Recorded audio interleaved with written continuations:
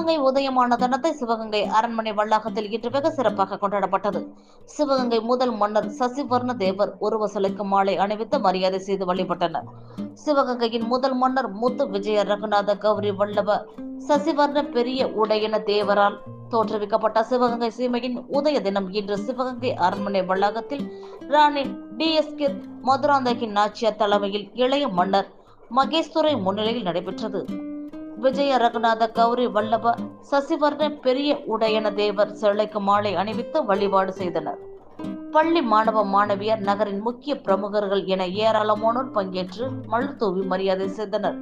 சிவகங்கை சீமையைச் சேர்ந்த சமூக, கலை, இலக்கிய துறைகளில் தன்னலமற்ற சேவை புரிந்த சான்றோர்கள் தமிழ்ச்செம்மல் பகீரத நாச்சியப்பன், வரலாற்று ஆய்வாளர் மு. பாலகிருஷ்ணன், பேராசிரியர் விவேகானந்தம், கவிஞர் இலக்கிய நடராஜன், மருத்துவர் M.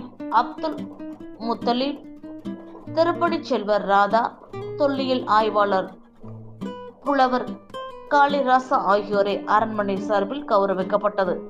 பேராசிரியர் விவேகானந்தம் எழுதிய சிவகங்கை சீமையின் முதல் மன்னர் சசிவர்தன தேவர் என்ற நூலை ராணி மதுராந்தகி நாச்சியார் வெளியிட முதல் பிரதியை புலவர் பகீரத நாச்சியப்பன் பெற்றுக்கொண்டார்.